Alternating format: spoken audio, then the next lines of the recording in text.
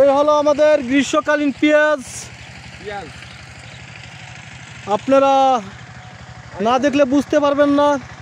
এই জীবনের প্রথম আমরা পরীক্ষামূলক লাগাইছিলাম, তারপরে বৃষ্টিতে ব্যাপক ক্ষতি হয়ে যায়, সব ডুবে যায়। ডুবার পরে একদিন এসে দেখি যে অল্প অল্প করে জ্বালাচ্ছে, আবার নতুন করে হয়েছে। নাহলে বাম্পার ফলন হতো।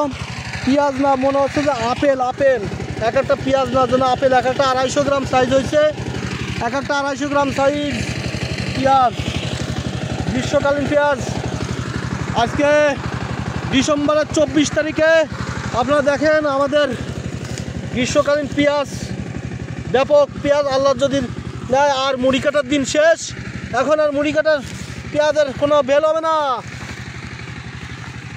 দেখেন পেঁয়াজ পেঁয়াজ, আপেল আপেল আপেল, পেঁয়াজ না আপেল।